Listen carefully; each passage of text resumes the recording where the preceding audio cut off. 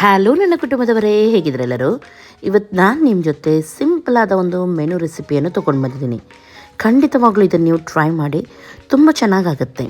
ಇದರಲ್ಲಿದೆ special rice, special gravy ಹಾಗೂ special dry. ಖಂಡಿತವಾಗ್ಲೂ ಈ ಸಿಂಪಲ್ ರೆಸಿಪಿಯನ್ನು ಬೇಗನೆ ನೀವು ಟ್ರೈ ಮಾಡಿ ಹೇಳಿ ಯಾವ ರೀತಿ ಆಗಿತ್ತಂತ ಹೇಳಿ. ಫಸ್ಟಿಗೆ ಇಲ್ಲಿ 1 kg ಚಿಕನನ್ನು ತೊಗೊಂಡಿದ್ದೀನಿ. ಗ್ರೇವಿ ಮಾಡ್ತಾ ಇದ್ದೀನಿ, ಅದಕ್ಕೆ ಮ್ಯಾರಿನೇಟ್ ಮಾಡಿ ಇದರಿಂದ ಚಿಕನ್ ರುಚಿ ಹಾಗೂ ಜ್ಯೂಸಿ ಆಗಿರುತ್ತೆ. ಅರಿಶಿನ ಪೌಡರ್, ಉಪ್ಪು, ಜಿಂಜರ್ ಗಾರ್ಲಿಕ್ ಪೇಸ್ಟ್ ಹಾಗೂ ಮೊಸರು ಇಷ್ಟನ್ನೇ ಸೇರಿಸಲಿಕ್ಕಿಲ್ಲಿ. ಮೊಸರು ಇಲ್ಲಿ 1.5 ಕಪ್ಪಷ್ಟು ಹಾಕಿ ಚೆನ್ನಾಗಿ ಇದನ್ನು ಮಿಕ್ಸ್ ಮಾಡಿ ಪಕ್ಕಕ್ಕೆ ಇಟ್ಕೊಳ್ಳೋಣ.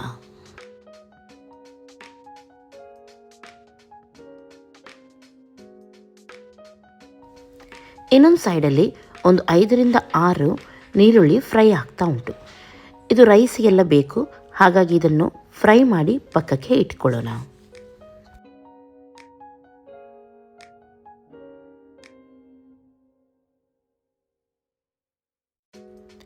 ಈಗ ಗ್ರೇವಿಗೆ ಮಸಾಲ ತೆಗಿತಾ ಇದ್ದೀನಿ.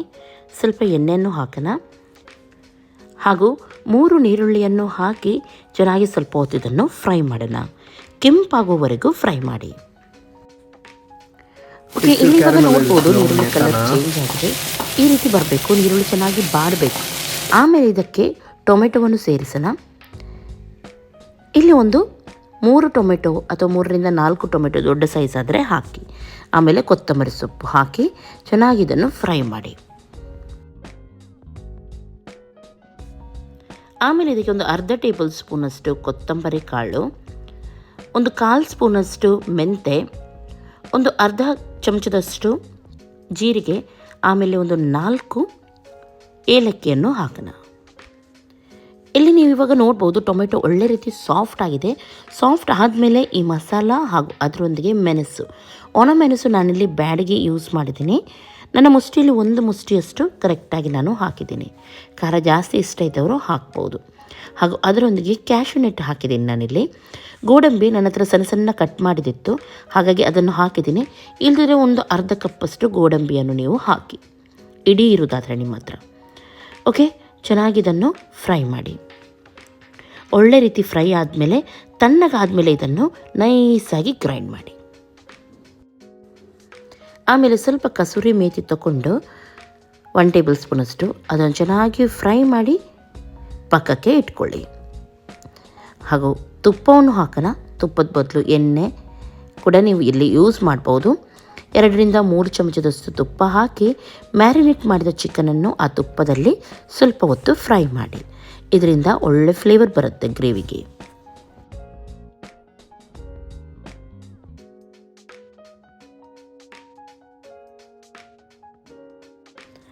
ಐ ಫ್ಲೇಮಲ್ಲಿ ಸ್ವಲ್ಪ ಹೊತ್ತು ಫ್ರೈ ಮಾಡಿ ಆದಮೇಲೆ ಇವಾಗ ಇದಕ್ಕೆ ಗ್ರೇವಿಯನ್ನು ಸೇರಿಸಿ. ನಾವು ರೆಡಿ ಮಾಡಿ ಇಟ್ಟಿದ್ವಿ ನೋಡಿ, ಆ ಮಸಾಲವನ್ನು ಇದಕ್ಕೆ ಹಾಕಿ ಚೆನ್ನಾಗಿ ಮಿಕ್ಸ್ ಮಾಡಿ. ಸ್ವಲ್ಪ ನೀರನ್ನು ಸೇರಿಸಿ ಬೇಕಾಗುವಷ್ಟು.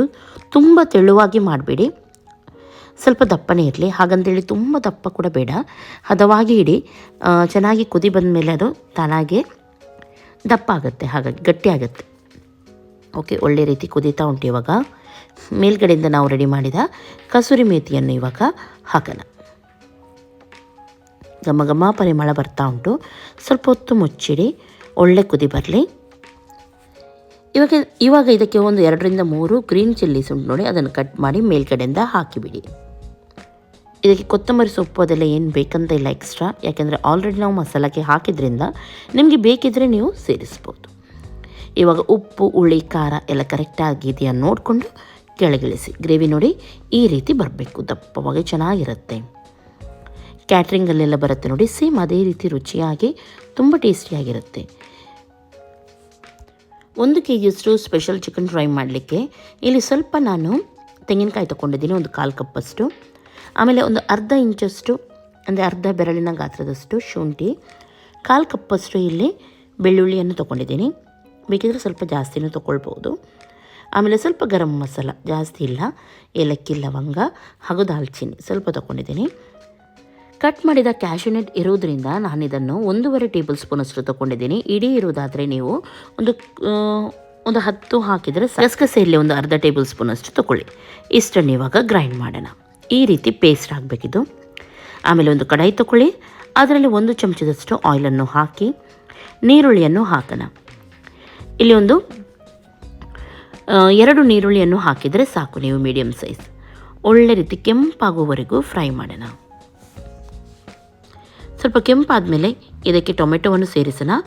ಒಂದು 2 ಸಣ್ಣ ಟೊಮೆಟೊ ಅಥವಾ ದೊಡ್ಡ ಟೊಮೆಟೊ ಇದ್ದರೆ 1 ಹಾಕಿದರೆ ಸಾಕು. ನೀವಿಲ್ಲಿ ಟೊಮೆಟೊ ಚೆನ್ನಾಗಿ ಫ್ರೈ ಆಗಲಿ. ಇದರಲ್ಲಿ ಒಳ್ಳೆ ರೀತಿ ಸಾಫ್ಟ್ ಆದಮೇಲೆ 1 kgಯಷ್ಟು ಚಿಕನನ್ನು ಹಾಕೋಣ. ಹಾಗೆ ಇದಕ್ಕೆ ಅರಿಶಿನ ಪೌಡರನ್ನು ಹಾಕಿ ರುಚಿಗೆ ತಕ್ಕಷ್ಟು ಉಪ್ಪನ್ನು ಸೇರಿಸೋಣ. ಆಮೇಲೆ ಸ್ವಲ್ಪ ಹೊತ್ತು ಇದನ್ನು ಮಿಕ್ಸ್ ಮಾಡಿ. ಎಣ್ಣೆಯಲ್ಲಿ ಇದು ಸ್ವಲ್ಪ ಫ್ರೈ ಆಗಲಿ. ಓಕೆ, ಒಳ್ಳೆ ರೀತಿ ಇದು ಫ್ರೈ ಆಗ್ತಾ ಉಂಟು. 1-2 ನಿಮಿಷ ಚೆನ್ನಾಗಿ ಇದನ್ನು ಫ್ರೈ ಮಾಡಿದ್ದೀವಿ. ಇವಾಗ ನೀರು ಕೂಡ ಬಿಟ್ಟಿದೆ, ಇದರಲ್ಲಿ ನೋಡ್ಬೋದು ನೀವು. ಈ ಟೈಮಲ್ಲಿ ಇದಕ್ಕೆ ಚಿಲ್ಲಿ ಪೌಡ್ರನ್ನು ಸೇರಿಸೋಣ. ಇಲ್ಲಿ ಖಾರ ಇರೋದ್ರಿಂದ 1 ಚಮಚದಷ್ಟು ಹಾಕಿದ್ದೀವಿ. ನೀವು ಬೇಕಿದ್ರೆ ಸ್ವಲ್ಪ ಜಾಸ್ತಿನೂ ಹಾಕ್ಬೋದು. ಕೊತ್ತಂಬರಿ ಪೌಡರ್ 1 ಚಮಚದಷ್ಟು, ಜೀರಿಗೆ ಅರ್ಧ ಚಮಚದಷ್ಟು. ಚೆನ್ನಾಗಿ ಇದನ್ನು ಮಿಕ್ಸ್ ಮಾಡಿ.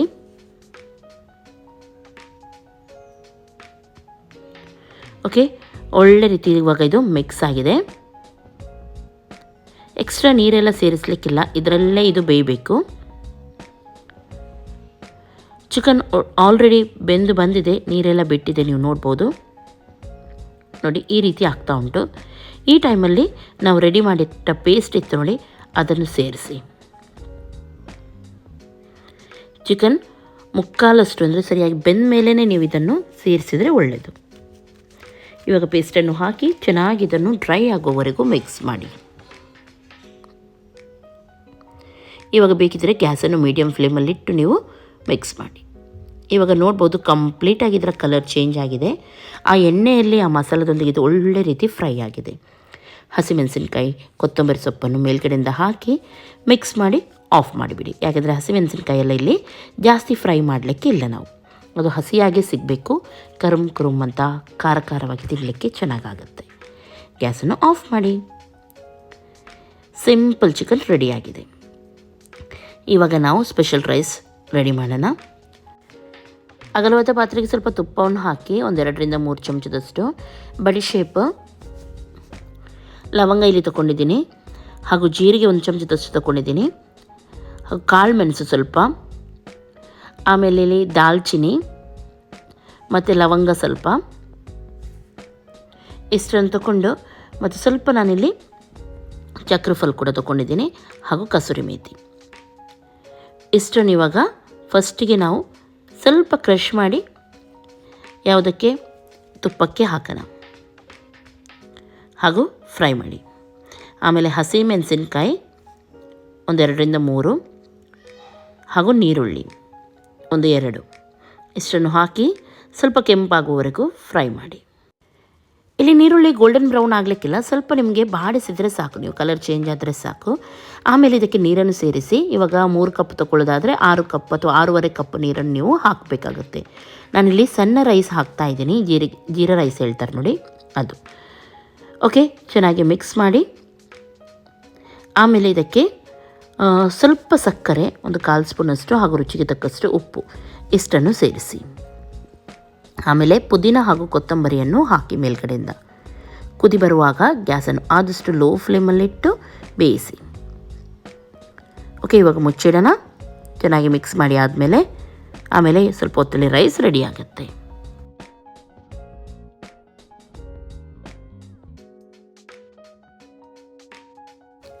ಓಕೆ, ಮಧ್ಯದಲ್ಲಿ ಇವಾಗ ಸ್ವಲ್ಪ ಮಿಕ್ಸ್ ಮಾಡೋಣ. ಇನ್ನೂ ಕೂಡ ಸ್ವಲ್ಪ ಹೊತ್ತು ಬೇಯಲಿಕ್ಕೆ ಉಂಟಿದ್ದು, ಹಾಗಾಗಿ ಚೆನ್ನಾಗಿ ಇದನ್ನು ಮಿಕ್ಸ್ ಮಾಡಿ ಆಮೇಲೆ ನಾನು ಮತ್ತೊಮ್ಮೆ ಇದನ್ನು ಮುಚ್ಚಿ ಬೇಯಲಿಕ್ಕೆ ಇಡ್ತೀನಿ.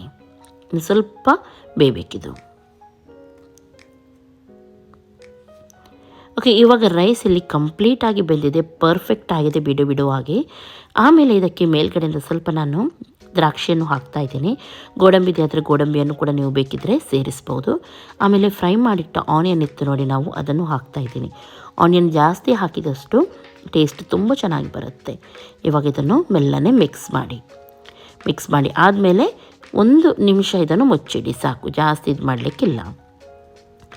ಓಕೆ, ಇವಾಗ ಸ್ಪೆಷಲ್ ರೈಸ್ ರೆಡಿಯಾಗಿದೆ. ಎಲ್ಲ ಮೆನು ರೆಡಿ ಆಯಿತು. ತುಂಬ ಟೇಸ್ಟಿಯಾಗಿ ಬರುತ್ತೆ ಇದು. ನಾವು ಹೊರಗಡೆ ಕ್ಯಾಟ್ರಿಂಗ್ ಇರಲಿ ಅಥವಾ ಹೊರಗಡೆಯಿಂದ ತರಿಸ್ತೀವಿ ನೋಡಿ, ಹಾಗೆಯೇ ರುಚಿ, ಅದಕ್ಕಿಂತಲೂ ಒಳ್ಳೆ ರುಚಿನೇ ನಾವು ಮನೆಯಲ್ಲಿ ಮಾಡ್ಬೋದು. ಹಾಗಾಗಿ ಜಸ್ಟ್ ನೀವು ಒಮ್ಮೆ ಇದನ್ನೆಲ್ಲ ಟ್ರೈ ಮಾಡಿ, ಹಾಗೂ ಗಟ್ಟಿಯಾಗಿ ಮನೆಯಲ್ಲಿ ಎಲ್ಲರೂ ಕೂಡ ಸೇರಿ ತಿನ್ನಿ. ಹಾಗೂ ಹೇಗಾಗಿತ್ತಂತ ಹೇಳಲು ಮಾತ್ರ ಮರಿಬೇಡಿ. ಅದರೊಂದಿಗೆ ನನ್ನ ಚಾನಲ್ಗೆ ಸಬ್ಸ್ಕ್ರೈಬ್ ಕೂಡ ಮಾಡಿ, ಹಾಗೂ ನಿಮ್ಮ ಫ್ರೆಂಡ್ಸ್ ಜೊತೆ ಎಲ್ಲರ ಜೊತೆ ಶೇರ್ ಮಾಡಿ. ಓಕೆ, ಇನ್ನು ನಾಳೆ ಸಿಗ್ತೀನಿ ಒಳ್ಳೆ ರೆಸಿಪಿಯೊಂದಿಗೆ. ಅಷ್ಟರವರೆಗೂ ನಿಮಗೆಲ್ಲರಿಗೂ ಟೇಕ್ ಕೇರ್, ಬಾಯ್ ಬಾಯ್.